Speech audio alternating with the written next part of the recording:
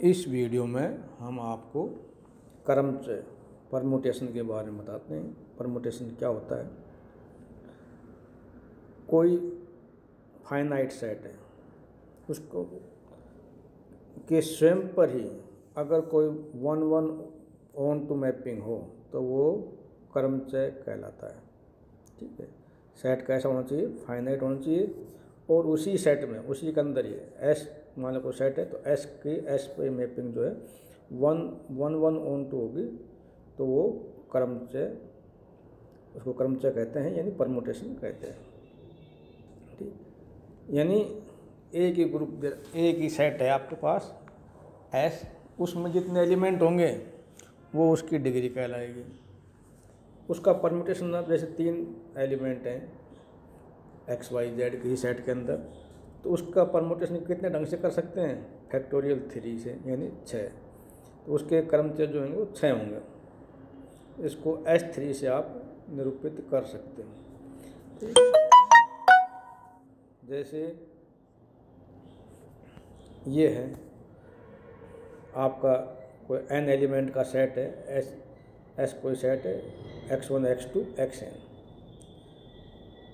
तो उसकी जो वो हैं fx1 fx2 fxn, y = fx मान लेते हैं हम, तो yi = fxi लिख सकते हैं। तो इसी सेट को हम ऐसे भी लिख सकते हैं x1 x2 xn और y1 y2 yn, यानी प्रत्येक एलिमेंट की एक इमेज है, x1 की इमेज y1 है, x2 की y2 है, xn की yn है। ये 1-1 ऑन टू हो गया। कोई भी एलिमेंट खाली नहीं रहना चाहिए और एक ही इमेज एक ही होगी। अब जैसे ये कोई एलिमेंट 3 एस मान लेते हैं हम, उसमें एक्स वाई जेड 3 एलिमेंट हैं, एस कोई सेट है, फाइनाइट सेट है, तो उसमें इसको हम, इसके जो परमुटेशन होंगे वो किस तरह ले सकते हैं। एक्स वाई जेड जो तो है ही ऐसे, कैसे नीचे आप लिख सकते हो एक्स वाई जेड। दूसरा इसका लिखना तरीका हो सकता है एक्स वाई जेड ऊपर वाले को चलेंगे, नीचे वाले को एक्स को आप छोड़ दोगे तो वाई जेड एक्स पीछे कर ले जाओगे, फिर एक्स वाई जेड, जेड को आगे ले आए, जेड एक्स वाई। ठीक है, फिर आपने एक्स की पोजीशन तो फिक्स कर दी, वाई और जेड को बदल दिया। ठीक है, इसमें ही जेड वाई कर दिया, फिर आपने जेड को फिक्स कर दिया, दो में से वाई और एक्स को कर दिया, फिर वाई आपने यहाँ रख लिया, फिर जेड और एक्स को। इस तरह से ये इसके 6 परमुटेशन हो गए। प्रोडक्ट ऑफ परम्यूटेशंस की गुणा कैसे करेंगे। माना कि एफ और जी किसी समुच्चय एस जिसमें n एलिमेंट हैं, ये समुच्चय आपका फाइनाइट है, ठीक है, के 2 क्रमचय हैं, एफ और जी एस के 2 परमुटेशन, क्योंकि एफ तथा जी परिभाषा से दोनों समुच्चय एस के स्वयं पर ही एक की और अच्छादायक प्रतिचित्रण है, यानी 1-1 ऑन टू है। इसलिए इसका जो कंपोजिट फंक्शन होगा, संयुक्त फलन GOF तथा FOG समुच्चय पर निम्न प्रकार परिभाषित है, जो कि स्वयं समुच्चय S पर 1-1 ऑन टू है। GOF × X, तो इसको आप ले सकते हो G F को X के साथ ले लो, G (FX) for all X belongs to X, तथा FOG एलिमेंट आपका X है, FGX for all X belongs to G। हम GOF को FG और FOG को FG से निरूपित करेंगे। तो जो प्रोडक्ट का ध्यान है वो का मतलब यहाँ प्रोडक्ट से है, GOF और FOG। तो इसमें अगर ये ओ नहीं भी लगाएंगे तो भी इसको आप GF और FG लिख सकते हो। इसका मतलब दोनों की गुणा है। उदाहरण के लिए जैसे ये आपके पास माना S = 1 2 3 4, तो इसमें एफ जो होगा आपके पास मैपिंग जो होगी 1 2 3 4, ये एफ आपने ऐसे मान लिया, एफ इज इक्वल टू 1 2 3 4 3 1 4 2, और जी जो है उसका परमुटेशन जो है जी इस टाइप से है 1 2 3 4 2 3 4 1। तो इसकी डिग्री कितनी है 4, दोनों की डिग्री 4 4। तो ऑब्वियसली दोनों एफ ऑफ 1 का मतलब क्या होगा, इसकी 1 की इमेज कितनी है 3, F of 1 is equal to ये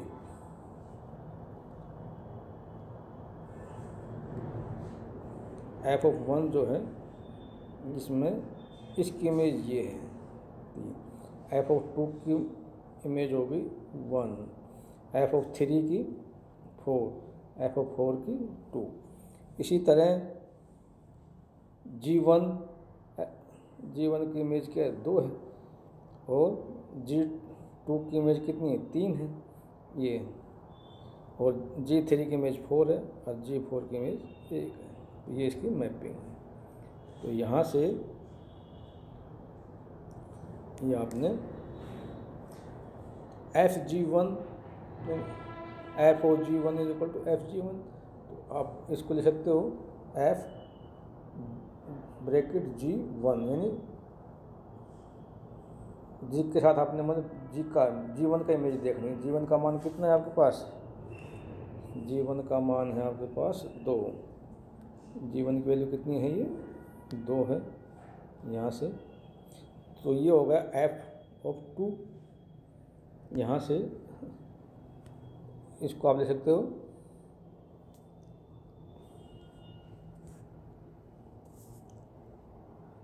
FG1 मतलब F ऑफ 2, और F ऑफ 2 की इमेज कितनी है, F ऑफ 2 की इमेज है आपके पास, F ऑफ 2 की इमेज है ये, F ऑफ 2 की इमेज है 1। तो इसमें आप F2 का मान आ गया 1। इसी तरह FG2 को लिख सकते हो FG ब्रैकेट 2, यानी G2 का मान कितना है, G2 की वैल्यू आपके पास 3 है, G2 की वैल्यू 3 है, तो F ऑफ 3, और F ऑफ 3 का मान कितना है, F ऑफ 3 की वैल्यू कितनी है आपके पास 4 है। तो ये आपके पास F3 का मान कितना आ गया 4, तो ये आपके पास आ गया F3 की वैल्यू 4। इसी तरह FG3 का मतलब F ब्रैकेट G3, तो G3 का मान कितना है 4, F ऑफ 4 की वैल्यू आपके पास आ गई 2। FG4 का मतलब F ऑफ G4, यानी F ब्रैकेट G4, तो G4 का मान 1 है, F ऑफ 1 की वैल्यू कितनी है 3 है। तो FG is equal to F of G, इसका मान हो गया आपके पास, ऊपर वाला क्यों लिखना पड़ेगा जो कि 1 2 3 4, इसकी इमेज हो गई 1, यहाँ से ये लिखना आपको मान 1 1 4 2 और 3 2 यहाँ पर। इसी तरह आप GF का मान निकाल सकते हो, ठीक है। तो GF जो हो गया आपके पास वो अलग आएगी, जरूर नहीं है FG और GF एक जैसे हों, ये दोनों अलग अलग भी हो सकते हैं। उसी तरह GOF फर्स्ट, तो GOF फर्स्ट का मतलब हो गया G ब्रैकेट F ऑफ 1, और F ऑफ 1 का मान कितना है, F ऑफ 1 का मान है 3, और G3 का मान कितना है, G3 का मान है 4, तो उसकी वैल्यू आ जाएगी 4। इसी तरह GOF2, तो G2 का मान कितना है 3, G2 की वैल्यू कितनी है 3, और फिर F3 का मान कितना है, ठीक, F3 का मान कितना आपके पास 4, तो ये आपके पास आ जाएगी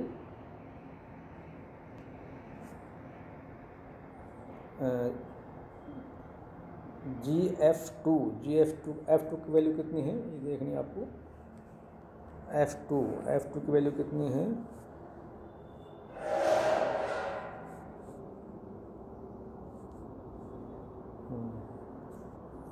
F2 का मान है आपके पास 1, F2 का मान है 1 और G1 का मान कितना है 2, तो यहाँ आ जाएगा आपके पास 2, कितना आ गया 2 आ गया, ये आपके पास 2 आ जाएगा। GOF3 यानी F3 की वैल्यू आपके पास